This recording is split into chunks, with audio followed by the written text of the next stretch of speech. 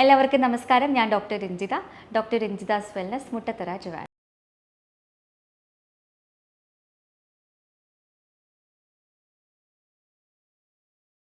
പലരും വന്ന് പറയുന്ന ഒരു പ്രശ്നമാണ്, എനിക്ക് ഡെയിലി ഒരു 4-5 വട്ടമൊക്കെ ടോയ്ലറ്റിൽ പോകേണ്ടി വരുന്നു, അല്ലെങ്കിൽ സ്ട്രെസ്സ് ആകുമ്പോൾ പെട്ടെന്ന് ടോയ്ലറ്റിൽ പോകേണ്ടി വരുന്നു, വയറിളക്കമാണ്, അല്ലെങ്കിൽ മലബന്ധം എന്ന് പറയുമ്പോൾ 2-3 ദിവസത്തിൽ ഒരിക്കലായിരിക്കും ഒരു മോശം പോകുന്നത്. ചിലർക്ക് ഗ്യാസ് ബ്ലോട്ടിങ് അമിതമായിരിക്കും, എൻ്റെ വെയിറ്റ് വല്ലാണ്ട് കുറയുന്നുള്ളൂ എന്നുള്ള കംപ്ലയിൻസുകൾ. എന്തായിരിക്കും ഇതിന് കാരണം? ഇതാണ് IBS, അതായത് ഇറിറ്റബിൾ ബൗവൽ സിൻഡ്രം എന്ന് പറയുന്നൊരു അസുഖമാണിത്. പലരും തെറ്റിദ്ധരിക്കുന്നത് സ്ട്രെസ്സ് കാരണമായിരിക്കും എനിക്ക് ഈ ഒരു അവസ്ഥ ഉണ്ടാവുന്നത്. സാധാരണഗതിയിൽ നമ്മൾ സ്ട്രെസ് എടുക്കുമ്പോഴാണ് കൂടുതലായിട്ട്, അല്ലെങ്കിൽ നമുക്ക് എന്തെങ്കിലും ജോബ് സ്ട്രെസ്സായിട്ടോ ആയിക്കോട്ടെ, ഫാമിലി ഇഷ്യൂസ് എന്തെങ്കിലുമൊക്കെ വരുമ്പോൾ നമ്മൾ ഈ ഒരു മൂഡ് സ്വിങ്സ് അല്ലെങ്കിൽ പെട്ടെന്ന് ദേഷ്യം അല്ലെങ്കിൽ നമുക്കൊരു ആൻസൈറ്റിയൊക്കെ പേടിയൊക്കെ പെട്ടെന്ന് വരുമ്പോഴാണ് നമുക്ക് ഈ ഒരു ടോയ്ലറ്റിൽ പോകാനുള്ള ടെൻഡൻസി തോന്നുന്നത്. അപ്പോൾ നമ്മൾ വിചാരിക്കുന്ന നോക്കിയത് എനിക്ക് എന്തോ ബ്രെയിൻ റിലേറ്റഡ് പ്രശ്നം ആയതുകൊണ്ടായിരിക്കാം എന്നുള്ളത്. ശരിക്കും പറഞ്ഞാൽ ഇതൊരു ഗട്ട് റിലേറ്റഡ് ഇഷ്യൂ ആണ്. അതായത് നിങ്ങൾ ഈ സിബോ, അല്ലെങ്കിൽ സ്മോൾ ഇൻറ്റസ്റ്റൈനൽ ബാക്ടീരിയൽ ഓവർഗ്രോത്ത് എന്ന് കേട്ടിട്ടുണ്ടായിരിക്കും. അതായത് നമ്മളുടെ വൻകുടലിൽ കാണേണ്ട ബാക്ടീരിയ സ്ഥാനം മാറി ചെറുകുടലിൽ വളരുന്ന ഒരു അവസ്ഥയാണ് ഈ സിബോ എന്ന് പറയുന്നത്. ഇതാണ് ഈ IBSനുള്ള പ്രധാന കാരണം എന്ന് പറയുന്നത്. ഞാൻ നേരത്തെ പറഞ്ഞതുപോലെ 2 തരത്തിലാണ് IBS വരുന്നത്. ഒന്ന് ഡയേറിയ ഡോമിനേറ്റഡ് IBS, മറ്റൊന്ന് കോൺസ്റ്റിപ്പേഷൻ ഡോമിനേറ്റഡ് IBS. നേരത്തെ ഞാൻ സിംറ്റംസ് പറഞ്ഞതുപോലെ ഈ ഡയേറിയ ഡോമിനേറ്റഡ് ആണെന്നുണ്ടെങ്കിൽ അവർ 4-5 വട്ടമൊക്കെ ഡെയിലി മോശം പോവും, ഭക്ഷണം കഴിച്ച ഉടനെ ടോയ്ലറ്റിൽ പോകാനുള്ള ടെൻഡൻസി വരിക, അല്ലെങ്കിൽ ടോയ്ലറ്റിൽ പോവുക, അതുപോലെ തന്നെ ഗ്യാസ് ബ്ലോട്ടിങ് വല്ലാണ്ട് ഫീൽ ചെയ്യുക. ഇത് പേടിച്ച് ആ പേഷ്യൻറ്റിന് പുറത്തൊന്നും പോകാൻ പറ്റാത്ത അവസ്ഥയായിരിക്കും, അവർക്ക് ട്രാവൽ ചെയ്യാൻ ബുദ്ധിമുട്ടായിരിക്കും, പുറത്ത് പോയി ഒരു ഫംഗ്ഷന് പങ്കെടുക്കാൻ ബുദ്ധിമുട്ടായിരിക്കും. കാരണം അവർക്കൊന്നും കഴിക്കാൻ പറ്റത്തില്ല, അവർക്ക് പേടിയായിരിക്കും എപ്പോഴാണ് എനിക്ക് ഈ അവസ്ഥ വരും എന്നുള്ളത്. അപ്പോൾ അത് അനുഭവിക്കുന്നവർക്ക് അതിൻ്റെ ബുദ്ധിമുട്ട് മനസ്സിലാവുള്ളൂ. വളരെ എന്താ പറയുക, വളരെ പാടുപെടുന്ന ഒരു അവസ്ഥ തന്നെയാണ് ഈ IBS ഉള്ളവർ അനുഭവിക്കുന്നത്. ഇനി കോൺസ്റ്റിപ്പേഷൻ ഡോമിനേറ്റഡ് ആവട്ടെ, അവർക്ക് വന്നിട്ട് 2 ദിവസം കൂടുമ്പോഴും 3 ദിവസം കൂടുമ്പോഴും ഒക്കെ ആയിരിക്കും മോശം പോകുന്നത്. അതിനോടൊപ്പം വളരെയധികം ബുദ്ധിമുട്ടിക്കുന്ന അബ്ഡോമിനൽ പെയിന് വരുന്നത്, ഗ്യാസ് ബ്ലോട്ടിങ്, വയറ് കമ്പിച്ച് വീർത്തിരിക്കുന്ന അവസ്ഥ, ഫ്ലാറ്റുലൻസ്, അങ്ങനത്തെ ബുദ്ധിമുട്ട് കൂടുതലായിട്ട് വരികയും ചെയ്യും. പിന്നെ നമുക്കറിയാമല്ലോ, അബ്സോർപ്ഷൻ നടക്കാത്തത് കൊണ്ടാണ് ഇവർ ഇത്തരം പ്രശ്നമുള്ളവരൊക്കെ വെയിറ്റ് പെട്ടെന്ന് കുറയുന്നതായിട്ടൊക്കെ കണ്ടുവരുന്നത്. അപ്പോൾ ഇതിനുള്ള പ്രധാന കാരണം, നമ്മൾ വിചാരിക്കുന്നത് സ്ട്രെസ് ആയിരിക്കും, സ്ട്രെസ് കൂടുമ്പോഴാണല്ലോ സാധാരണഗതിയിൽ നമുക്ക് ഈ ഒരു ടെൻഡൻസിയൊക്കെ തോന്നുന്നത്. പക്ഷേ അത് തീർത്തും തെറ്റാണ്. ഇത് ഒരു ഗട്ട് റിലേറ്റഡ് ഇഷ്യൂ ആണ്. അതായത് സിബോ എന്ന് പറയും, അതായത് സ്മോൾ ഇൻറ്റസ്റ്റൈനൽ ബാക്ടീരിയൽ ഓവർഗ്രോത്ത് എന്ന് പറയും. അതായത് നമ്മുടെ ചെറുകുടലിൽ വളരേണ്ട, അതായത് നമ്മുടെ വൻകുടലിൽ വളരേണ്ട ബാക്ടീരിയാസ് സ്ഥാനം മാറി നമ്മുടെ ചെറുകുടലിൽ വളരുന്നൊരു അവസ്ഥയാണ് സിബോ എന്ന് പറയുന്നത്, സ്മോൾ ഇൻറ്റസ്റ്റൈനൽ ബാക്ടീരിയൽ ഓവർഗ്രോത്ത് എന്ന് പറയുന്നത്. അപ്പോൾ നമുക്കറിയാമല്ലോ, ഇപ്പോൾ മിസ്പ്ലേസ്ഡ് ആയിട്ട് ഇരിക്കുന്നതാണ്. അപ്പോൾ ഒരു സ്ഥലത്ത് ഇരിക്കേണ്ടത് പോയി അടുത്ത സ്ഥലത്ത് ഇരുന്ന് കഴിഞ്ഞാൽ മൊത്തം ഫംഗ്ഷനെ അത് അഫക്റ്റ് ചെയ്യും.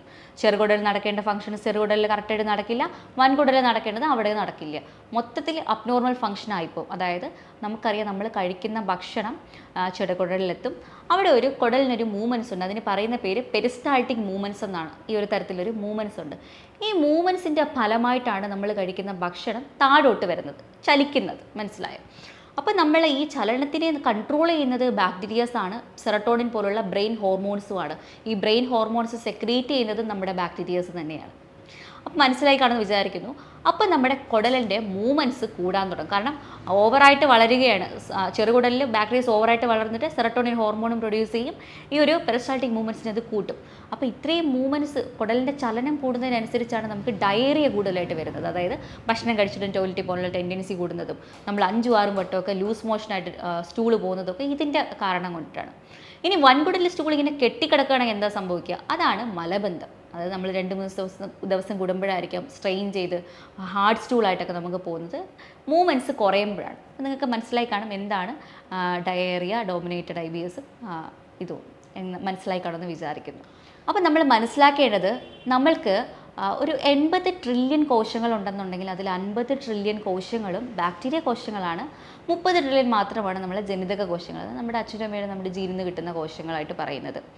അപ്പോൾ ഈ ബാക്ടീരിയ അത്രത്തോളം നമ്മുടെ ശരീരത്തിൽ ഉണ്ടെന്ന് മനസ്സിലാക്കും. അപ്പോൾ വൻകുടലിലൊക്കെ അത്രയും ധാരാളം ബാക്ടീരിയസ് ഉണ്ടെങ്കിൽ മാത്രമേ നമ്മൾക്ക് കഴിക്കുന്ന ഭക്ഷണങ്ങൾ വിഘടിച്ച് കറക്റ്റാക്കുകയും അതുപോലെ തന്നെ നമ്മൾ കഴിക്കുന്ന ഭക്ഷണങ്ങളുടെ പോഷകങ്ങൾ വലിച്ചെടുക്കുന്ന അബ്സോർപ്ഷനൊക്കെ നമുക്ക് കറക്റ്റായിട്ട് കിട്ടുള്ളൂ. അപ്പോൾ ഇതെല്ലാം അഫക്റ്റഡ് ആവും. അത് കാരണമാണ് നമ്മൾ ഈ വെയിറ്റ് കുറയുന്നത്. കാരണം ഈ പോഷകങ്ങൾ വലിച്ചെടുക്കാനുള്ള കഴിവ് ശരീരത്തിന് കുറയുകയാണ് ചെയ്യുന്നത്. അപ്പോൾ അതാണ് ഇത്തരം സിംറ്റംസ് നമുക്ക് ഉണ്ടാവാനുള്ള പ്രധാന കാരണം. ഞാൻ പറഞ്ഞത് കറക്റ്റായിട്ട് മനസ്സിലായെന്ന് കരുതുന്നു.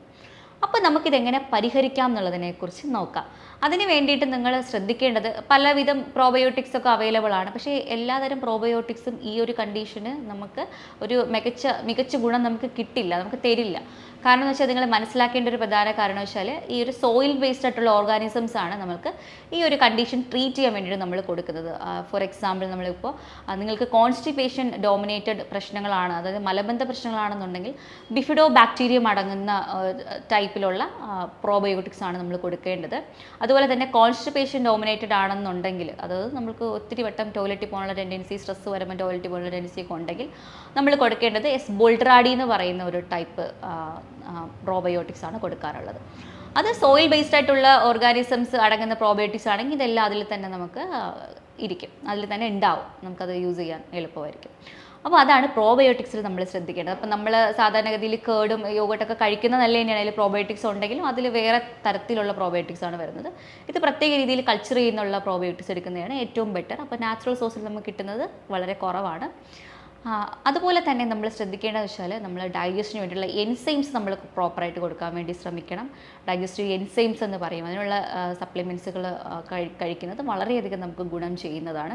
അതുപോലെ തന്നെ ഡയറ്റ് വളരെയധികം പ്രാധാന്യമുണ്ട്. കാരണം വെച്ചാൽ നമ്മളുടെ ഈ ഒരു ചെറുകുടലിൽ വളരുന്ന ബാക്ടീരിയാസിനെ കുറയ്ക്കണം എന്നുണ്ടെങ്കിൽ നമ്മൾ ഗ്ലൂക്കോസ് കംപ്ലീറ്റ് ആയിട്ട് നിർത്തേണ്ടത് വളരെ അത്യാവശ്യമാണ്.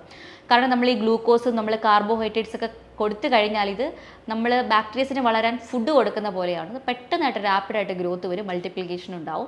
പിന്നെ നമ്മൾ പ്രതീക്ഷിച്ച രീതിയിൽ റിസൾട്ട് വരണമെന്നില്ല. അതുകൊണ്ട് നമ്മൾ ഒരു മാസം കൊടുക്കുന്ന ഡയറ്റ് എന്ന് പറയുന്നത് ഒരു സ്ട്രിക്റ്റ് ഡയറ്റാണ്. അതിനകത്ത് കാർബോഹൈഡ്രേറ്റ്സ് മൊത്തം നമ്മൾ കട്ട് ചെയ്യും, അതായത് അന്നജം മൊത്തം നമ്മൾ കുറയ്ക്കും, ഗ്ലൂക്കോസ് നമ്മൾ കുറയ്ക്കും, അതായത് മധുരം അടങ്ങിയിട്ടുള്ള പഴങ്ങൾ പോലും നമ്മൾ കൊടുക്കത്തില്ല. അപ്പം നമ്മൾ പ്രിഫർ ചെയ്യുന്നത് കഴിക്കാനായിട്ട് വെജിറ്റബിൾസ് സൂപ്പ് പോലെയും അതുപോലെ തന്നെ സാലഡ് പോലെയും സ്റ്റീംഡ് വെജിറ്റബിൾസ് ആയിട്ടൊക്കെ നന്നായിട്ട് കൊടുക്കും. ബട്ടർ മിൽക്ക് നല്ലൊരു ഓപ്ഷനാണ്, അത് കൊടുക്കാം. ചിക്കൻ, മീൻ, മുട്ട നമ്മൾ പ്രോട്ടീൻസിൽ നമ്മൾ കൊടുക്കുന്നുണ്ട്. പിന്നെ പ്ലാന്റ് പ്രോട്ടീൻസിന് നമ്മൾ കൊടുക്കുന്നുണ്ട്. പിന്നെ അതാണ് ഞാൻ പറഞ്ഞത്, ഡൈജസ്റ്റീവ് എൻസൈംസ് നമുക്കുണ്ടെങ്കിൽ ഈ പ്രോട്ടീൻസിൻ്റെ ദഹനം നന്നായിട്ട് നടക്കുകയും ചെയ്യും, അതിനുള്ള ഒരു ബുദ്ധിമുട്ട് നമുക്ക് വരില്ല. അപ്പോൾ ഈ ഒരു രീതിയിലാണ് നമ്മൾ ഒരു മാസത്തെ ഡയറ്റ് നമ്മൾ അഡ്വൈസ് ചെയ്യുന്നത്. അത് പ്രോപ്പറായിട്ട് ചെയ്ത് ഈ പറയുന്ന പോലെ നമ്മൾ ശ്രദ്ധിക്കുകയാണെങ്കിൽ നമുക്ക് നല്ലൊരു റിസൾട്ട് കിട്ടും. പിന്നെ ചിലതരം ഹെർബ്സുകൾ, അതായത് നന്നാറി, ഇരട്ടി മധുരം, അമൃതവള്ളി പോലുള്ള കുറച്ച് ഹെർബ്സുകളുണ്ട്. അതിൻ്റെ ഒരു കോമ്പിനേഷൻ അടങ്ങുന്ന ക്യാപ്സ്യൂൾസ് അവൈലബിൾ ആണ്. അതല്ലാന്നുണ്ടെങ്കിൽ നിങ്ങൾക്ക് ഇത് അങ്ങാടി കടയിൽ കിട്ടുവാണെങ്കിൽ വാങ്ങിയിട്ട് ഇതൊരു പ്രത്യേക രീതിയിൽ പൗഡറാക്കി പൊടിച്ച് വെള്ളത്തിൽ മിക്സ് ചെയ്ത് കുടിക്കുന്നതും വളരെയധികം ഗുണം ചെയ്യും.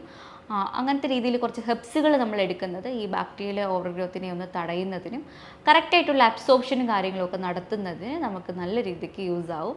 അപ്പം നമുക്കറിയാം, നമ്മൾ എത്ര ടെസ്റ്റുകൾ ചെയ്താലും, അതായത് എൻഡോസ്കോപ്പി എടുത്താലും കൊളനോസ്കോപ്പി എടുത്താലും എന്താണ് ഇതിൻ്റെ റൂട്ട് കോസ് എന്നുള്ളത് കണ്ടുപിടിക്കാൻ പറ്റില്ല. നമുക്ക് ഒരിക്കലും നമ്മുടെ സൂക്ഷ്മാണുക്കളുടെ കാര്യങ്ങളൊന്നും നമുക്ക് അതുവഴി കണ്ടുപിടിക്കാൻ പറ്റില്ല. പിന്നെ നമുക്ക് ഫീക്കൽ കാൽ പ്രൊട്ടക്റ്റ് എന്ന് പറയുന്നൊരു മോഷൻ ടെസ്റ്റ് ചെയ്ത് നോക്കിക്കഴിഞ്ഞാൽ അതിൽ നമുക്ക് കണ്ടുപിടിക്കാൻ സാധിക്കുന്നതാണ് IBS. പിന്നെ നമുക്ക് മോശം പോകുമ്പോഴൊക്കെ നിങ്ങൾ ശ്രദ്ധിക്കണം, എന്തെങ്കിലും പോലെ പതഞ്ഞു പോകുന്നുണ്ടോ, പസ് പോകുന്നുണ്ടോ എന്നൊക്കെ ഉള്ളതൊന്ന് നോട്ട് ചെയ്യുക. ഇതൊക്കെ IBSൻ്റെ സിംറ്റംസിൽ പെടുന്നതാണ്. അപ്പോൾ ഇത്തരം പ്രശ്നങ്ങളാണ് നമ്മൾ IBSൽ കൂടുതലായിട്ടും പറയാനായിട്ട് ഉദ്ദേശിക്കുന്നത്. അപ്പോൾ ഈ പറഞ്ഞ കാര്യങ്ങൾ നിങ്ങൾ കറക്റ്റായിട്ട് ഫോളോ ചെയ്യുക. ലോ കാർബ് ഡയറ്റ് അല്ല, ഗ്രെയിൻ ഫ്രീ ഡയറ്റാണ് 3 മാസത്തേക്ക് കൊടുക്കുന്നത്. അതായത് ഗ്രെയിൻസ് മൊത്തത്തിൽ കട്ട് ചെയ്തിട്ടുള്ളൊരു ഡയറ്റാണത്.